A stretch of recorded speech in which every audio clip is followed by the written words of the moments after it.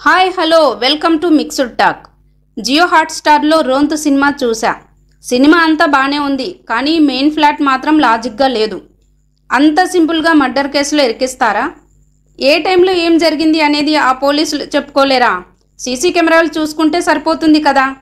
Police ఆఫీసర్లకు ఈ బాధిత పోలీసులకు ఏమన్నా శత్రుత్వం ఉందా అంటే అది లేదు. అలాంటప్పుడు సొంత డిపార్ట్మెంట్ వాళ్ళను మర్డర్ కేసులో ఎట్లా ఇరికిస్తారు? మీరే చెప్పండి మాస్టారు. ఏమో ఇది ఏం లాజిక్కో అర్థం కాలేదు. మరి రోంత్ సినిమా గురించి మాట్లాడుకుందాం రండి. సుత్తి లేకుండా సూటిగా చెప్పాలంటే సినిమా వన్ టైం వాచబుల్, ఒకసారి చూసేయచ్చు. రోంత్ అంటే పెట్రోలింగ్ అని అర్థం. సినిమా కథలోకి వెళ్తే యోహనన్ అలియాస్ దిలేష్ ఒక ఎస్ఐ, అతనితో పాటు మరియు దిన్నత్ అలియాస్ రోషన్లు ఒక స్టేషన్ లిమిట్స్లో ఒక రోజు పోలీస్ జీప్లో పెట్రోలింగ్ చేస్తారు.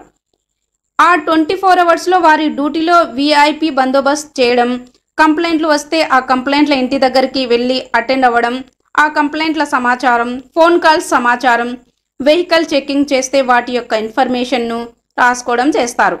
ఆ రోజు ఏమేమి కేసులు వస్తాయి, ఏమేమి ఫోన్ కాల్స్ వస్తాయి, వారి డ్యూటీ ఎలా జరిగింది, అలా డ్యూటీలో ఏ మర్డర్ కేసులో వీళ్ళు ఇరుక్కుంటారు అనేది సినిమా.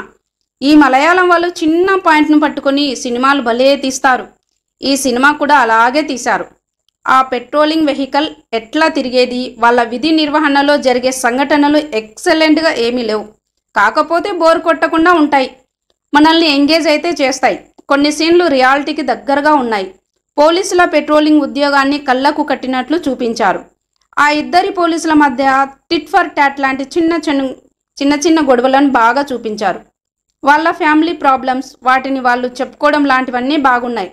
సినిమాలో కొన్ని సీన్స్ థ్రిల్లింగ్ ఇస్తాయి, ముఖ్యంగా క్లైమాక్స్. కాకపోతే క్లైమాక్స్ను అట్లా పెట్టి సినిమాను అయిపోగొట్టడం నచ్చలేదు. చాలా సీన్లు న్యాచురల్గా ఉన్నాయి. సినిమాటోగ్రఫీ బాగుంది. పర్ఫార్మెన్స్ పరంగా ఆ ఇద్దరు పోలీసులు బాగా చేశారు. వల్గర్ కంటెంట్ ఎక్కడా లేదు. ఫ్యామిలీతో చూడవచ్చు. కాకపోతే ఒక లేడీ సూసైడ్ చేసుకున్నప్పుడు మనం కూడా ఫీల్ అవుతాం. ఎందుకు ఫీల్ అవుతాం అనేది సినిమా చూసి తెలుసుకోండి. ఇక సినిమా మైనస్ విషయాల గురించి చెప్పాలంటే ఫస్ట్ 1 గంట ఎగ్జైటింగ్ అనిపించే సీన్లు లేవు. కాస్త స్లోగా స్క్రీన్ ప్లే ఉంటుంది. ఆ లాజిక్ లేని క్లైమాక్స్ వల్ల సినిమాపై పూర్తి స్థాయిలో బాగుంది అనే ఫీల్ ఉండదు మనకు. క్లైమాక్స్ అలా క్లోజ్ చేయడం నచ్చలేదు. పూర్తి స్థాయిలో ఇన్వెస్టిగేషన్ చేయకుండానే పోలీసులను మర్డర్ కేసులో ఇరికిస్తారా?